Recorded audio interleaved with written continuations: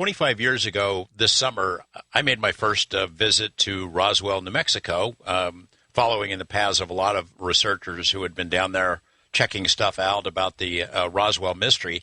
And one of the guys I interviewed had never done a TV interview before. His name is Glenn Dennis, and he was the mortician in Roswell in 1947 during the time when the craft, whatever it was, crashed. And he told me a really interesting story about confirming a sort of a rumor that had been around about the Army requesting these tiny little caskets, child-sized caskets. Well, it turns out that that story is, of course, Glenn Dennis is now well known in the Roswell field, and his story has made the rounds, but there's some angles to it that I had not heard before. Nick, recap for us the story about Glenn Dennis and how that leads into the story you tell about this nurse. Well, Glenn Dennis, as you point out, surfaced with his story in the late 1980s when he was a mortician in Roswell in 1947, that he was contacted by the military who wanted to know if he had any small caskets. It was clear to Dennis that something strange was going on, and so he travelled out there, puzzled by the questions and so forth, and met with someone who initially he described as a nurse friend at the base, who was in a state of essentially like a combination of shock and fear. And she said that these strange little bodies had been brought in, and she'd seen them, and they were sort of terrible and creepy to see. And as I say, she was almost in like a state of shock. And Dennis actually didn't talk about this publicly until sort of 1989, 1990, when his story first really began to come out. And various people have been put forward over the years, but the most likely candidate was a woman named Miriam Bush. She actually wasn't a nurse at the base, but she was an executive secretary who worked under the chief medical officer at the base, a man named Lieutenant Colonel Harold Warren. Now, Miriam Bush, why her story is so significant is that her family has gone on record as stating that she told her family of the events at Roswell back in 1947. In other words, she didn't wait, like Glenn Dennis, 30, 40, 50 years. She actually told her family at the time, and it became like one of these sort of classic dark family secrets that nobody wants to talk about. But when the story surfaced and Roswell became sort of, known across pretty much the entire world, then her family decided to go public and said, yes, the family was told about this by Miriam years ago.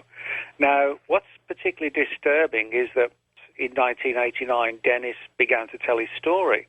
Miriam Bush, who in 1989 was living essentially in fear, paranoia, and she was found dead in a hotel room. Now, what was very weird is that, number one, she'd actually signed into the hotel room using her sister's name and address. And when she was found, she actually had like a polythene plastic bag over her head, over her head, and bruises on her arms. Now, you can look at it from the angle that, yes, she just committed suicide. Certainly her family said she was frightened and she was worried that she was being watched and followed. And the big question, of course, is, well, why should that have been the case? And if we look at the time frame, this was actually just months after Glenn Dennis told his story. Actually, it might be closer than that, Nick, because we interviewed him in July. He told me it was his first interview ever, but we didn't air it until November, the first week in November. Well, that's interesting because it was right at the end of 1989 that Miriam Bush was found dead. Now, when we sort of address this particular issue, I think what's important is that Miriam Bush in 1989 could well have been one of the very few last surviving people who actually saw the bodies and could talk about them from seeing them up close and personal, so to speak, and could have really added to the story, and who had a highly credible background. Most of the people who were at Roswell either died earlier and told family members, or they were responsible for picking up pieces of wreckage. But Miriam Bush was someone who was really in the thick of things. So, it's kind of highly disturbing that just after Glenn Dennis went public, that she became very fearful she was being watched and then suddenly turned up dead. It sounds like something straight out of the X-Files until we realised that, it's all too true. Miriam Bush really did end her days dead in a hotel room with a plastic bag over her head.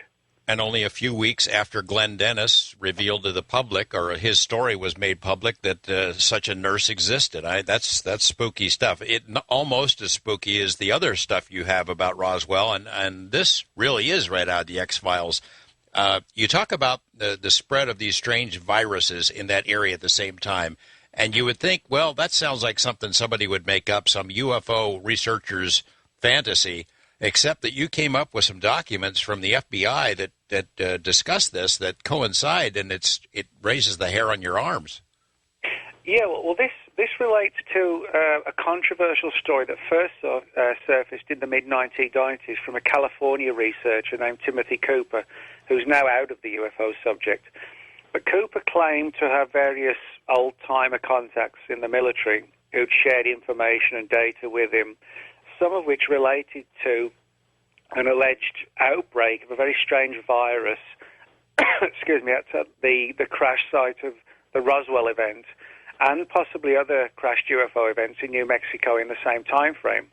And according to the information given to Cooper, a number of the technicians and retrieval people involved in the event suddenly felt very quickly fell sick, fell ill, began bleeding from the mouth and the nose, and fell victim to some sort of virus that affected them, not unlike something like Ebola.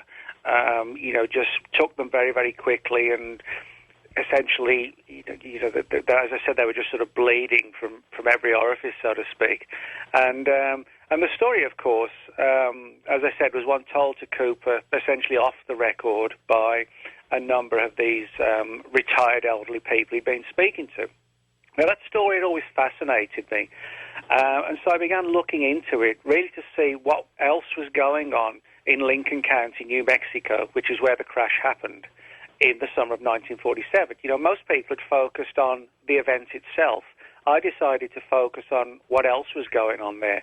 One of the things that amazed me was that there actually was a catalogue of deaths within Lincoln County in that exact same time period, in which people had died from various types of plague and viruses. And what surprised me even more was that when I used the Freedom of Information Act, which is something I often do to secure the release of documents, I actually got hold of like a 700-page file that much of which was actually focused upon a catalogue, a series of weird deaths from plague and various other viruses right in the heart of Lincoln County in the summer of 1947. Now, what makes the story even more intriguing is that according to a number of the people who are involved in the Roswell event, some of the wreckage was taken to a military base in New Mexico called the Sandia Base. Now, what's interesting is that these same files, which are official files, as I said, which have surfaced through the Freedom of Information Act, they actually talk about how there was also an outbreak of this virus, this plague, at the Sandia Base in the same time frame. So we have Lincoln County and we have the Sandia Base, both tied to the Roswell event in the summer of 47, and also in the summer of 47, we have an outbreak of this weird plague in Lincoln County and at the Sandia Base. And the official records demonstrate that there was a major concern that the Sandia outbreak was actually deliberate, that it wasn't just due to a bite from an infected rat or something like that. Yeah, the title of the document. The title of your document that you got, right? Yes, and so this is sort of a little-known aspect of the subject, which to a significant degree corroborates these off-the-record stories given to people like Tim Cooper years earlier of strange viruses and unusual deaths. And a number of the people who died, they're actually taken to a military hospital called Fort Stanton in New Mexico. And the documents talk about how it was everything from young children to adults, and they died very, very quickly, and it was perceived as being at least some form of plague. And the documents are fascinating when you sort of look at it from the perspective of what was going on in the UFO field at the time, and the stories about the crash and the stories given to Tim Cooper. And, I have to say that it actually sort of dovetails very, very closely The title of the document that you got out of the FBI through FOIA, so this is not something that was mailed by anonymous sources. This is right from the FBI, is Bacteriological Warfare in the United States. I mean, that title suggests to me that somebody in the FBI thought it was bacterial warfare of some sort.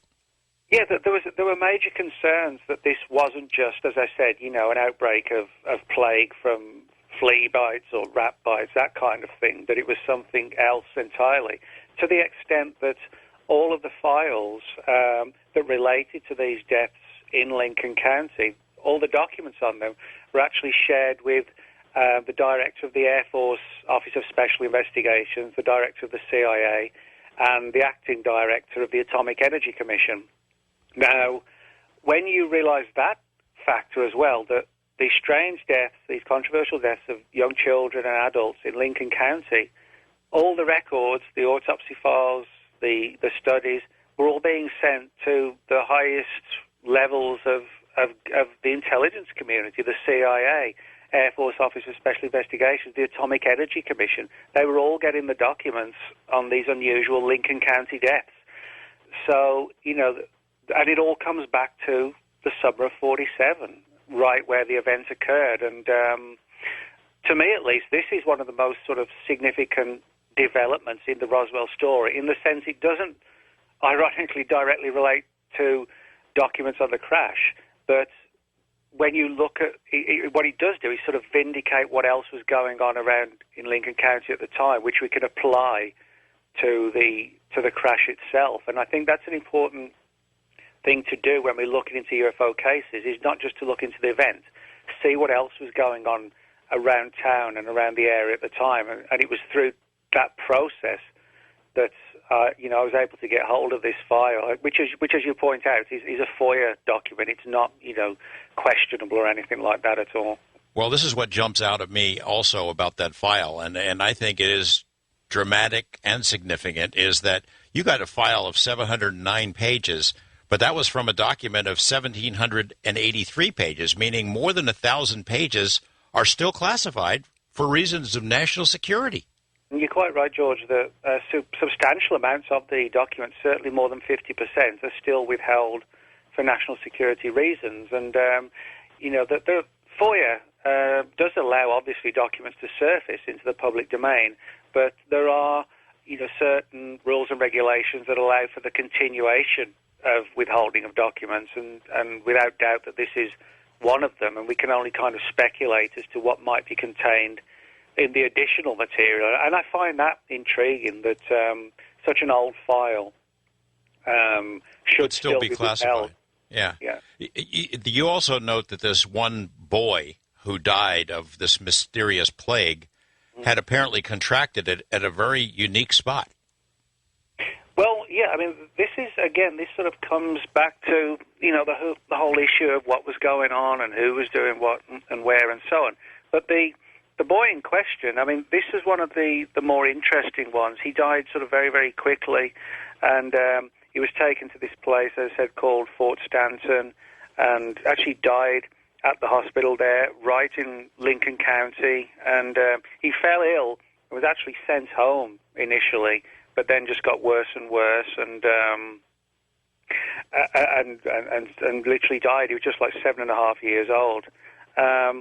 But this was right in the heart of Lincoln County, and where he actually lived was literally like about 3 miles from the crash site on the Foster Ranch, where the rancher Brazel found all the wreckage.